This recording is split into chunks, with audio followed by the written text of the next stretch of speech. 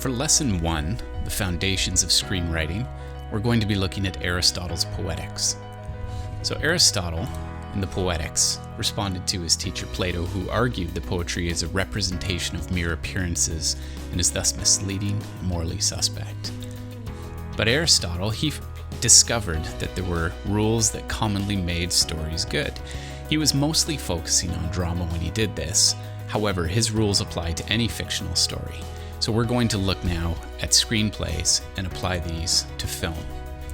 So what's most important to Aristotle, and this is more important than characters, setting, theme, everything else, is the action idea. This is the foundation of your screenplay.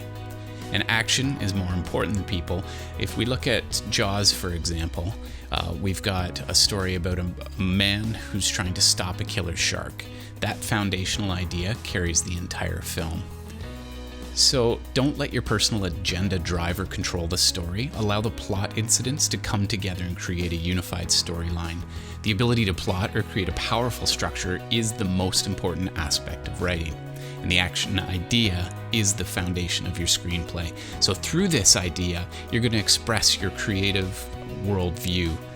So action is more important than characters. By the end of the film, you should also bring about a catharsis or an emotional release. So let's say, for instance, we have a character who likes cars. That's a completely boring story. That's not an action idea. But how about someone who likes cars so much that he steals them? Not bad. Still a little bit weak, though. So steals is better than likes because it's an action rather than a state of mind. So alone, this idea can't move an audience to that final point of catharsis. So the character must steal cars in order to help neighborhood kids go to college. Next, it's important that your screenplay have a beginning, a middle, and an end. So Aristotle demands that you have a complication near the beginning of the novel. The first cause of the action has to happen during the film, not before the film began, and this action drives the chain of events leading to the end. In the middle, you're going to use a cause and effect formula, building sequentially until the denouement. The end, or the denouement, this is marked by a change in the hero's fortune. There must eventually be some sort of resolution to this complication. You have to resolve the hero's moral conflict to do this section properly. And this reveals a theme of the film, which is about the human condition. So when a story concludes, the audience must know that it is definitely over. So some examples of films without an ending: The Lord of the Rings Part 1 and 2 are intensely dissatisfying because you get to the end, they look out over a vast landscape, and the entire next film is just crossing that landscape, and there's no conclusion there. This stands in contrast to a movie like Harry Potter, where the films, each one ends with a definite plot point, and the new film begins at a new point, usually back at Privet Drive. So just remember, according to Aristotle, don't write for a sequel, end your story. You also need to develop one central dramatic question so that your reader or audience will stay hooked. You need to forget about subplots unless they contribute to the main action. Think about in the Marvel films, what's the purpose of Black Widow and Hulk falling in love? It adds very little to the storyline. It complicates and distracts us from the main plot, and in the end, it doesn't really amount to much. Number 4. The subject is the action. So the story is about the action, not about people. So Homer's Odyssey, for instance, is about his journey, not about the man. Likewise, for Bruce Willis in Die Hard, the story is about how he is going to survive. It's about the action of surviving. It's about what's happening to him, not about him as a person. We'll move now to number 5, which is the use of suspense. Alfred Hitchcock is the king of suspense, and you need to keep your audience interested using this device. And he said if a bomb is under a table and it suddenly explodes out of nowhere, that's not a great movie. But if the audience knows there's a bomb under the table, that raises many dramatic questions. Emotional depth is really important in your story. Every single scene adds emotional depth, meaning, and magnitude. There shouldn't be any extraneous organs. Just as in the human body, there aren't any unnecessary organs. Well, maybe the appendix, but that gets removed quite often. I like the story of Thanos because that character is given emotional depth. He isn't simply a villain without a purpose. He has a reason for doing what he's doing, and we can see from his perspective that he believes that his actions are morally right. And this adds the emotional depth, the meaning, and magnitude to a story that's otherwise flat. So there are 4 kinds of plot.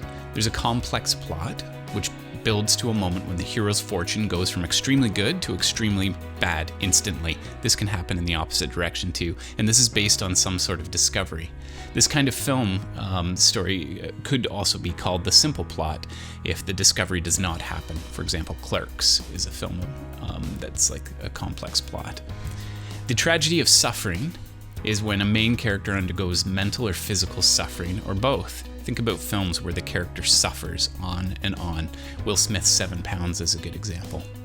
A tragedy of character is interested in developing characterizations and relationships. For example, any romantic comedy that you can name. A spectacle, very popular in Hollywood, focus on visuals. Visuals are everything. The focus is on the cinematics and the sounds. The movie 300 or Fast and the Furious or any Rock Johnson movie. And the last kind is the combination of all the other plots. An example of that would be Titanic or Avatar. James Cameron is very good at integrating all 4 of these types of films. We move on to number 8, which is the tragic deed. This is the most horrible or intense thing that happens to your character. And your story must arouse 2 emotions in your audience. 1, pity, and 2, fear. Undeserved misfortune should befall your hero. This is what moves your story forward. Some examples of this is where you can have some fun with your writing. Death, bodily assault or ill treatment, old age, illness, lack of food, lack of friends, ugliness, weakness, having good expectations disappointed. The movie Joker is a film that really illustrates the emotions of pity and fear well, and it did well at the awards as a result. Also, think of the movie Gladiator. This was a fantastic film that really played on the emotions we felt for the character who was in a very tragic situation. Now, don't forget about catharsis. It's very important to that your character undergoes some form of change by the end of the film. Move on to number 9, and this is having realistic characters.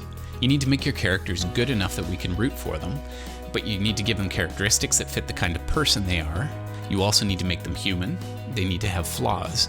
And you have to make sure that they are consistently inconsistent, so they keep their flaws throughout most of the story, unless there's a reason for them to not have those flaws anymore. You need to use dialogue that is a piece of the action. Don't be elaborate, or it obscures your thoughts. So a good example of dialogue. Well, let's look at 2 examples. Joe says, and this is the thesis, "We won't make it there because you're driving like my grandma." Bob, in his antithesis, says, "Well, your grandma's dead." And Joe says, in his synthesis, "Exactly." So this is an example of conversation that moves the plot forward. It's snappy, it's witty, and it's a lot of fun. If we were to write that in another way, Joe would say, "We won't make it because you drive like my grandma." And then Bob replies, "I'm hungry." And then Joe says, "I hope this car don't break down." This is an extremely poor example of dialogue. Don't fall into that trap. We've come to number 10, which is our ending, and also the ending of the film. There's lots of different options you have here. There's the Hollywood happy ending. There's the cliffhanger, and that's one where everybody gets what they want. An example of that would be Notting Hill, When Harry Met Sally, Serendipity, Wedding Planner, or basically any romantic comedy. The cliffhanger has no ending. You're setting up for a sequel. The Dark Knight, Batman Begins, Kill Bill Volume 1, Back to the Future, Saw. We move on to the sad or reflective ending. This is a tragic ending, also one of my favorites. Usually a main character dies. Hamlet, Romeo and Juliet, Moulin Rouge, Braveheart, American History X. Excellent films. You've got the twist ending, which can be very hard to pull off, but the ending informs the rest of the film and adds a lot of depth to the film. Examples are The Sixth Sense, The Others, Fight Club, Memento, and Donnie Darko. We've also got the cop-out. This is the ending that doesn't make sense. For example, It Was All a Dream, or people who are not in love suddenly love each other, or the killer confesses to the crime. Please don't use this ending, it's terrible. There's the ironic ending, which is when the film ends opposite to how you would expect it to end. And finally, there's no ending. So this is the one that Aristotle advises against. Please, if you're going to write a film, end your film. Thank you very much. So this is Aristotle's vision of what it takes to write a good screenplay. Good luck if you're writing your own.